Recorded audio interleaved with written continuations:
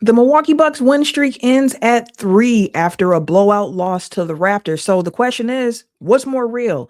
The team that we just saw win 6 of its last 7 prior to this game, or the team that we saw get the brakes beat off of them today?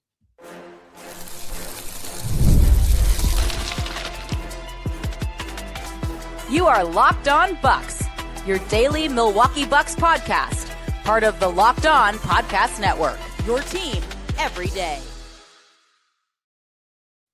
What it do, y'all? Welcome to Locked On Bucks, part of the Locked On Podcast Network, now part of the #1 sports podcast network, your team every day. I'm Camille Davis, an NBA analyst with the Locked On Network, plus co-host of the Technical Foul podcast. Appreciate you for tuning in and making Locked On Bucks that first listen of the day. We are free and available wherever you get your podcast, as well as on YouTube. And today's episode is brought to you by FanDuel. Use your profit boost on an NBA future and get entered for your chance to win a trip to the NBA Finals. Play your game with FanDuel, the official sports betting partner of the NBA. The Milwaukee Bucks suffered a 28-point loss to the Toronto Raptors, losing 122-94 at home to kick off the homestand that the Bucks have here. So on today's show, I figured we'll take a closer look at some individual performances, things that we need more of and less of from certain players, discuss the latest around the Giannis injury news, the rehab, and possible return to play, and also take a look at what's next for the Bucks with some interesting comments I thought from Doc Rivers as well as Cam Thomas on what is next ahead of the Bucks. But first, have to take a closer look at what happened today in this game against Toronto, where the Bucks got the doors blown off of them at home. But for one quarter, it was good. It was some good competitive basketball, right? The Bucks walked out the first quarter. They were up 5 points. It was 27-22 coming out the first quarter. And then the Bucks were outscored 100-67 the rest of the way. You see, it's like, how? Why? Like, what happened in the first quarter that was not able to be sustained in the rest of the game? I have quite a few thoughts on what happened in that one, but let's start with Doc Rivers' thoughts from it, because he had some very pointed language that you don't tend to hear from Doc Rivers after a game. And I will say this too, the audio from the Bucks at the podium is a little warbled, but I still want y'all to hear what Doc had to say about why the team lost in this game tonight against the Raptors. We got manhandled. Bottom line, we just did. I don't probably have said that one other time this year, but I thought their physicality completely took us out of the game. I thought it turned us into one-on-one players. We stopped moving the ball, playing the way we've been. I mean, when you look at our assist column, you see all those ones. It tells you all you need to know, right? Scoot had 10 assists, and then everybody else had 1. We took I can't wait to see our analytical report. Felt like we took 50 in between contested shots that were covered. And we showed them at halftime on 5 or 6 of them where there was passes to be made. It's a good lesson for us, especially for our young guards. They got into them, and then instead of just playing right and playing the same way, it made them go one-on-one back at them. And the game turned into a one-on-one game. We're just not good enough to play that way. Yeah, and this is a Bucks team that's not good enough to play one-on-one ISO-heavy basketball, even if Giannis is healthy and on the court. Like, that's been a common refrain for this team this season. The Bucks offense just did not figure out a way to continually hang with the defense that Toronto was throwing at them. Toronto consistently forced them into bad decisions, sped them up, forced them into a lot of ISO ball, like Doc Rivers was mentioning. And in addition to that, getting sped up, the ISO ball, all of the things, turnovers and three-point shooting are the two things in this game that I point to, and I'm like, yeah, this swings the game, right? And those are areas for the Bucks that we have talked about in prior losses. When things don't work well and that offense gets really ISO heavy and you stop seeing the ball movement, There are normally a few things that go with it. Turnovers has been one of the things that we have talked about a lot this year when it comes to this Bucks team. The Bucks had more turnovers than assists in this game against the Raptors. I'm gonna say that one more time with the numbers for you this time. The Bucks had 19 turnovers. They wish they had 12 turnovers in this game. And they had 18 assists. They had one more turnover than they had assists in this game. That is unacceptable, especially when those turnovers consistently lead to points for the Raptors. The Raptors only had 8 turnovers themselves, right? But in addition to the Bucks turning the ball over 19 times in this game, the Raptors scored 27 points off of those 19 Bucks turnovers. It's hard to win a game that way. It's very hard to win a game that way when you're not taking care of the ball and they're also able to take advantage of the turnovers that they're creating, right? The Raptors had 8 turnovers. The Bucks were able to score 8 points off of that. It ain't good enough. That's not going to do enough for you in this. In addition to turning the ball over, the Bucks shot the ball terribly from 3. The Bucks went 9 of 32, 28% from 3 in this game. The Bucks came into this game as the second best 3-point shooting team in the entire league. I believe shooting around 39% a game. So when you see that they shot 28%, it's just a tough shooting night for the team. I want to give the Raptors defense credit too, because I thought they did a pretty good job of running the Bucks off of the 3-point line so that the Bucks weren't able just to get up their normal amount of threes, knowing how good they are when they're able, to get those shots off. So I do want to tip my hat to Toronto's defense for that. And with that being said, like the Raptors 3-point shooting, oh my goodness, like they started terribly from 3, okay? 0 for 11 from 3 to start the game were the Raptors. They hit their very last 3 of the quarter. Shout out to former Buck Mamu Keelish-Bailey. He shot a 3 to end the quarter after KPJ hit a tough ISO 3 that we thought would end the quarter. I thought would end the quarter, but Mamu came back around, hit a 3 himself, and that was the first 3 they hit the entire game. So they finished the first quarter going 1 of 12 from 3. In the second quarter, the Raptors went 7 of 11 from 3. The third quarter, they went 6 of 11 from 3. 64% from 3 in the second quarter, 55% from 3 in the third quarter. They did cool down a bit in the fourth quarter, only shooting 17%. So when you look at just the raw numbers of like, hey, the Raptors 3-point percentage looks around their season average like they're not a great 3-point shooting team, and they shot 35%. That's right around what they normally do. What's not around what they normally do is the amount of threes that they put up in this game. The Raptors do not generally take 40 some threes in a game, and today against the Bucks, they shot 46 of them. 46 threes for a team that generally shoots about 33 of them a game. Now, not this after the game, like, hey, I'll live with that. You take that, woo, woo, woo. But they can't be open. They can't be in rhythm like what they were getting in this game. Like you can't live that way. It's very tough to try to win a game when you have turned the ball over that much. You're not shooting well, and then the other team gets hot. And again, you can point to the fourth quarter and be like, well, I mean, they did cool down, but once they cooled down from 3, they started getting whatever they wanted in the paint. Like 20 of the Raptors' 46 points in the paint came in the fourth quarter. And the Raptors are a team that is one of the best teams in the league when it comes to getting points in the paint. They're like 6th in the league. They normally get like 52, 53 points a game in the paint. So the Bucks were doing a good job until they weren't, which honestly feels like the refrain for this game. In addition to the Bucks offense, I want to have a conversation about their defense, because Kevin Porter Jr. said something that has been a problem for this team throughout the season, but something that they need to continue working on and trying to right the ship if they're really going to take that next step of being a playing team at this point, of just getting into the conversation. So I want to have a conversation a little bit more about the defense from the Bucks in this game, and also take a closer look at some individual performances right after this. But first, a word from our friends over at Prize Picks. So come on and shoot your shot on Prize Picks and get $50 instantly in lineups when you play that first $5 bet. That's right. Prize Picks is giving you $50 in lineups when you sign up and play your first $5 lineup. Prize Picks makes every single dunk, every single dime, every single board, all that much more exciting. It's America's #1 app for sports picks for a reason. And Prize Picks is really simple to play. You just pick more or less than on 2 to 6 different player stat projections. And then if your picks are right, you can cash in. You can choose from basketball, baseball, hockey, soccer, UFC, and a lot more.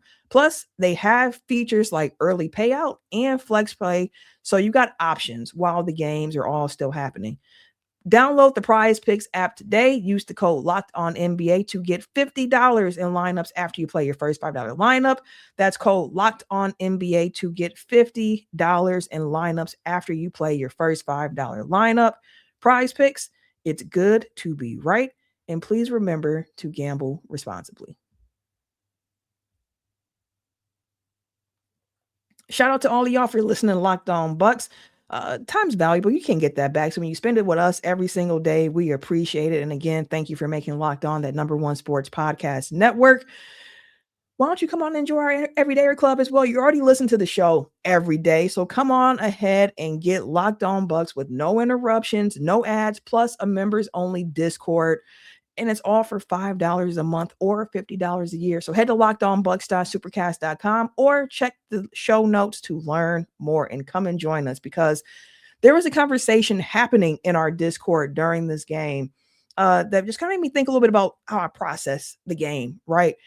Because watching it, and it's like, okay, sometimes on offense, the shots aren't going to fall, even if you're doing the right thing. And everyone with eyes can see in this game, they did not execute the offense properly throughout this game. But even with that being the case, your defense can't suffer because of it. The Bucks defensively were not good enough in this game.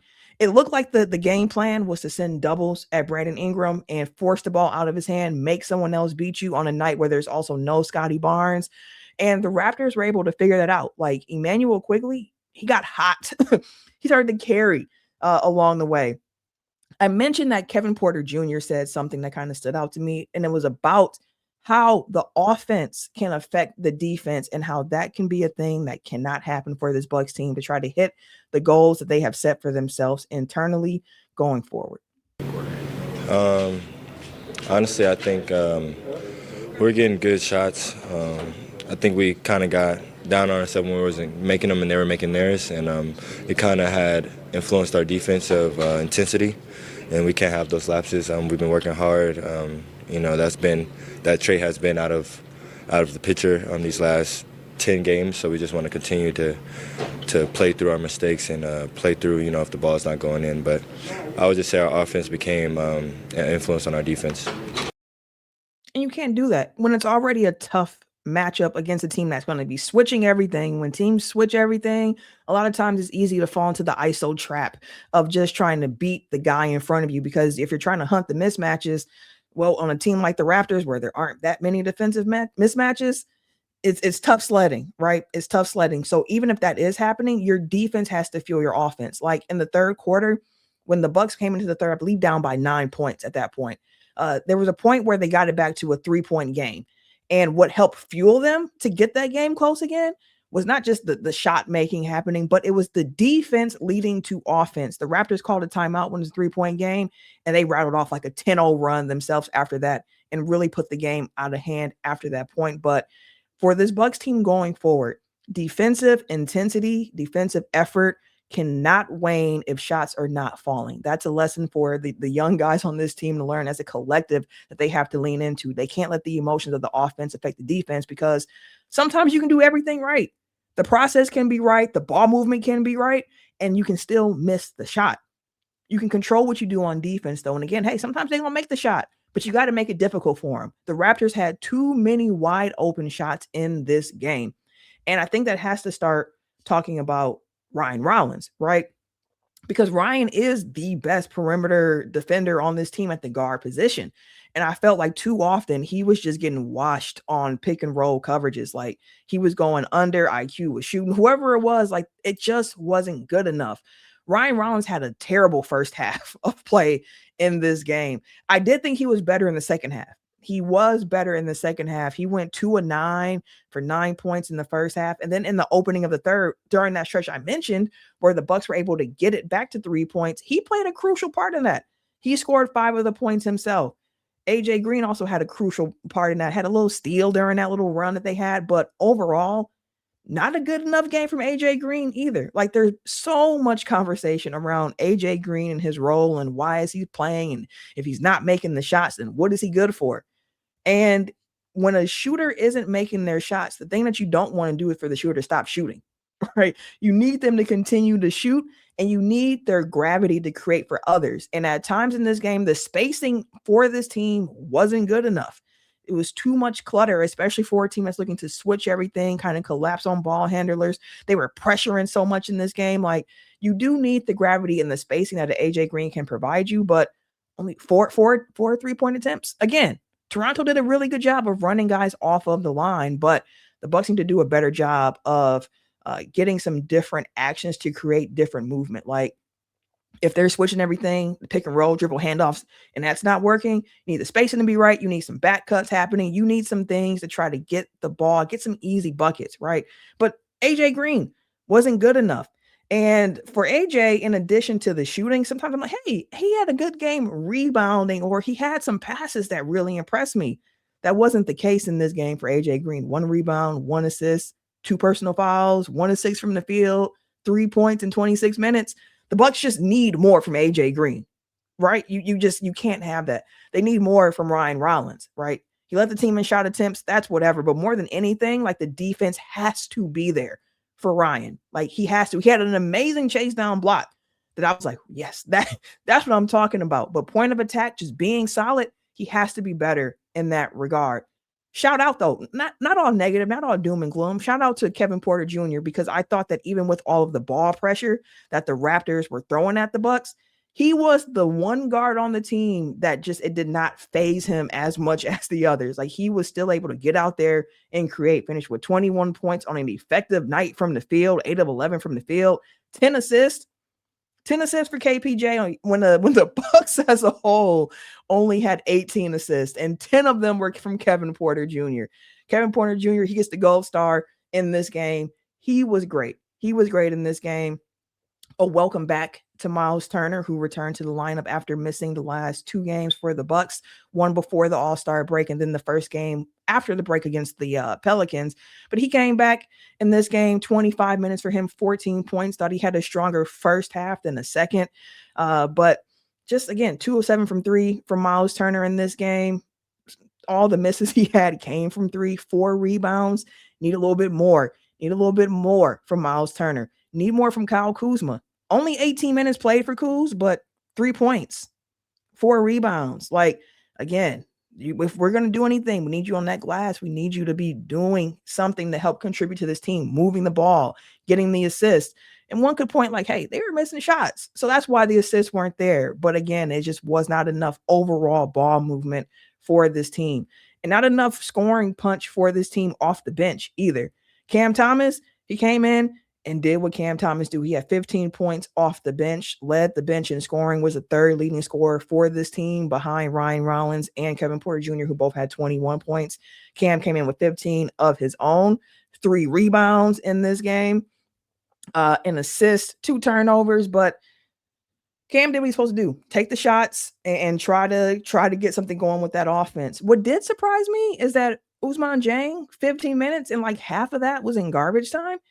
I thought against Toronto, we might see some more lineups where there was some more size on the wing, even if they were missing a Scotty Barnes, because they do have just some bigger wing players. That's like, it can be a bit difficult. And on top of that, too, just trying to crash the glass. So that surprised me a little bit that we didn't see more Dieng in this game, or even Pete Nance for stretches throughout this one. And that Doc and the team just relied so heavily on the 3-guard lineup. But maybe the dependence on the 3-guard lineup came from the thought process of, hey, we're just trying to get the shots up. But Dieng has shown he can get those shots up. He was 0 for 2, 0 for 4 in total from the field, 0 for 2 from 3, no points in this game.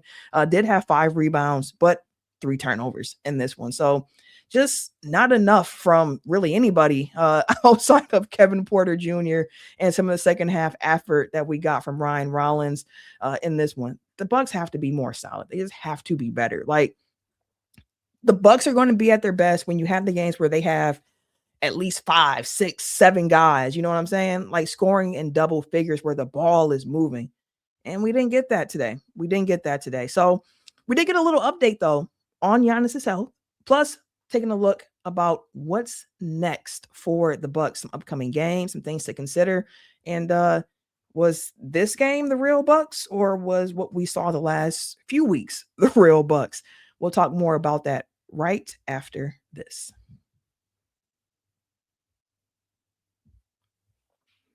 But first, a word from our friends over at FanDuel, because if you have ever wanted to experience the NBA Finals live and in person, FanDuel is giving you the chance to turn that dream into reality with their NBA sweepstakes. And here's how it works.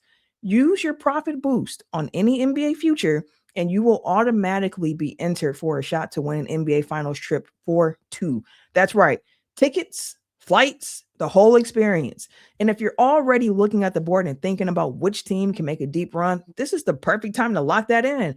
And now, not only can you cash your pick, but you could also get sent to the finals if you hit on that. So visit FanDuel.com to get started. Use your profit boost on an NBA future and get entered to for your chance to win a trip to the NBA Finals.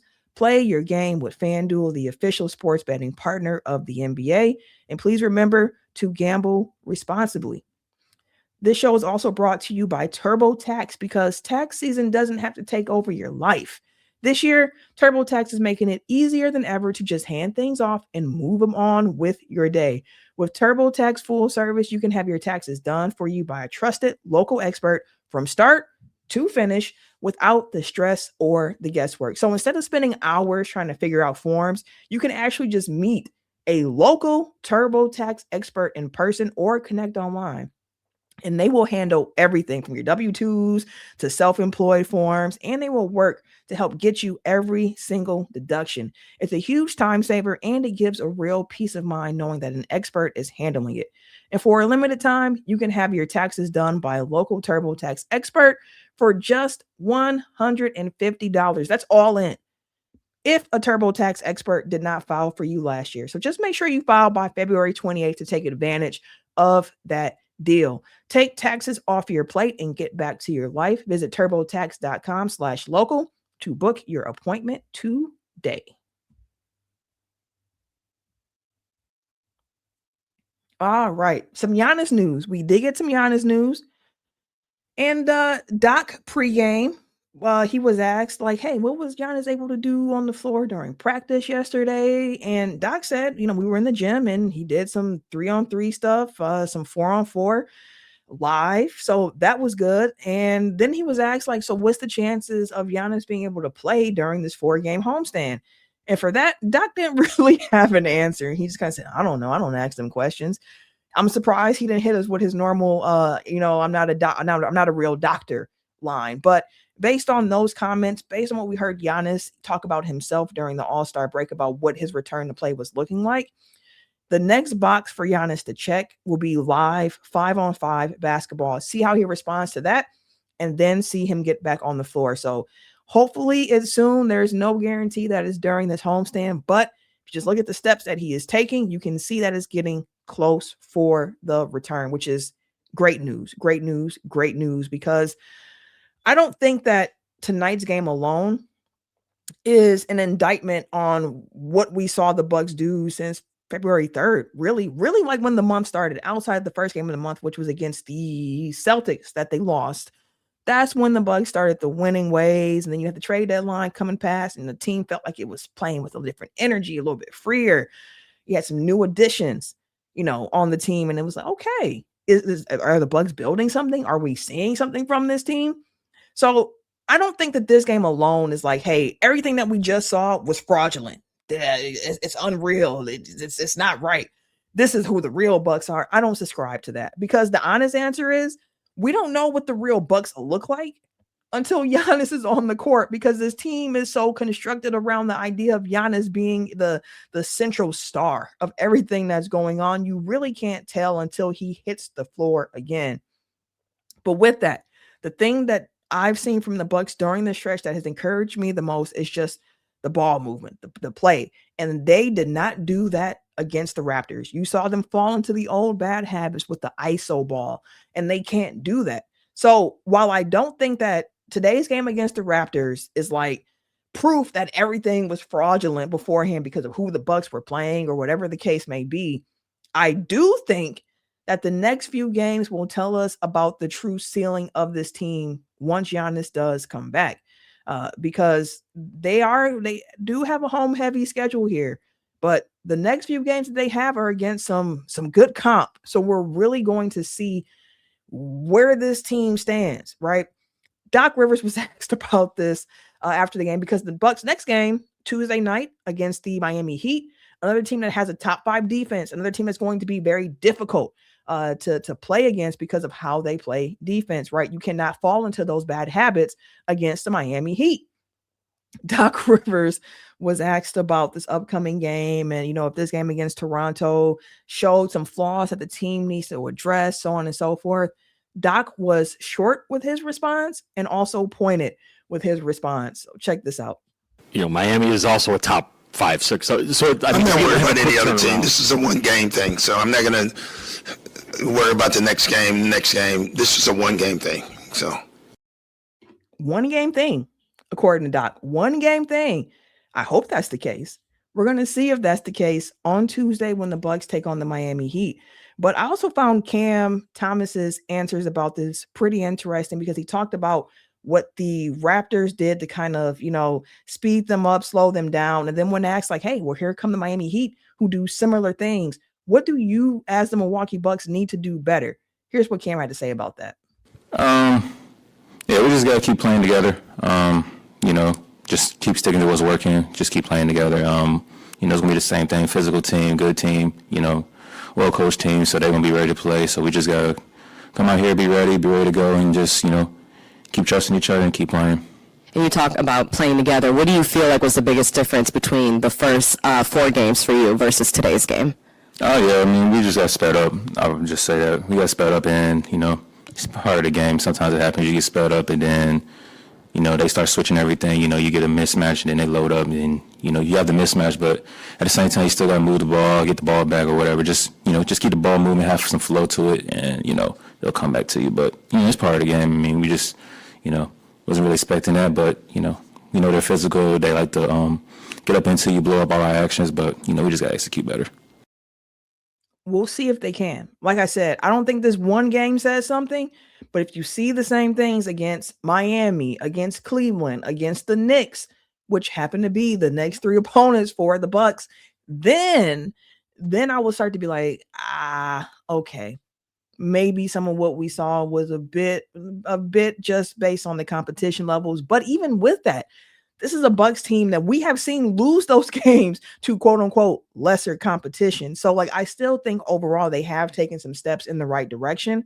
Now, I'm not sure if those steps are like going to be able to propel them to a first round playoff series win or anything like that. But the journey I'm on for the rest of the season with this team is just taking it a game at a time and seeing where the chips fall, because there is young talent on this team that I am very interested about, to see if they can be a piece of something larger for this Bucks team next season or in possibly seasons after that, right? I'm looking at Kevin Porter Jr. I'm looking at Ryan Rollins. I'm looking at AJ Green, Cam Thomas, Ousmane Dieng. I want to see what Pete Nance can do, who only played a couple of minutes. He didn't get his first tick until like 5 minutes left in the third quarter.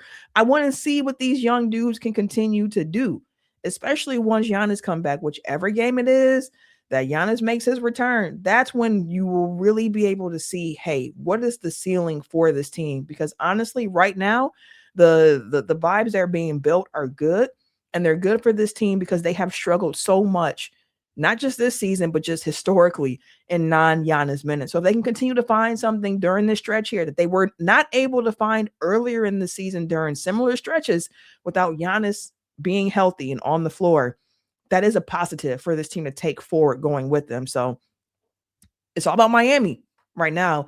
You watch the film from Toronto, see what you can learn, see where you got sped up, see where the passes were, see where the spacing was, see how it was bad in certain situations, see opportunities. And what I expect to see against Miami is not a repeat of this Toronto game. I'm expecting to see improvement. And if we don't, then we talk more about that and what that actually means for this team and what you want to see against Cleveland, what you want to see against New York. But right now, taking it a game at a time. It should be mentioned that the Bucks are now 1 game behind the Hornets in the 10 seed. So the Bucks are 11 seed right now. They're 2 games behind the Hawks, who are the current 9 seed. And here are the next couple of games for each team. I mentioned the Bucks have the Miami Heat, they have the Cleveland Cavaliers, and they have the New York Knicks. Those are the next 3 games for the Bucks, right? The Hornets have the Washington Wizards, the Chicago Bulls, and the Indiana Pacers. 3 teams that could be really good for them to get back on track of what they were doing really since the calendar flipped to 2026 after losing their last couple of games here out of the break. And then the Hawks, the current 9 seed, they also have the Washington Wizards twice, though, and then they have Portland. So the Bucks do have the toughest side of games coming up amongst those 3 teams in this, current little play-in chase. But hey, we're going to learn a lot more about them. And one more thing before I wrap here. As someone who watches the game on FanDuel Sports Network, right? I just want to say I love the broadcast. I love Lisa. I love Marcus. I love Melanie. I love the whole crew, right? But I'm going to need the cameraman to do a better job of keeping the camera focused on the in-game action. A little too often we be seeing that camera linger on stuff that we do not need to see. So I just need them to tighten that up because the people who are on the broadcast are fantastic. So let's tighten it up, get that game action in because we're here to watch the game ultimately. And you were here because you were an everydayer. You support the Bucks. You support Locked On Bucks. And I appreciate that. So thank you for tuning in and making Locked On Bucks that first listen. So make sure you subscribe, follow the podcast. You get all the latest episodes.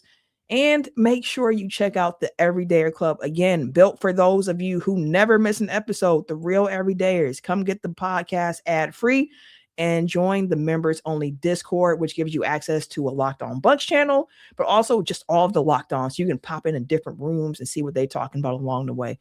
Head to the link in the description to check that out. For those of you on video, I'm going to send you on over to the first ever 24/7 national NBA YouTube channel. On the audio side, make sure you make your second listen NBA game night on Locked On NBA. Truly appreciate you for tuning in to Locked On Bucks. And we will be back tomorrow with more Bucks content for you. Take care and be well.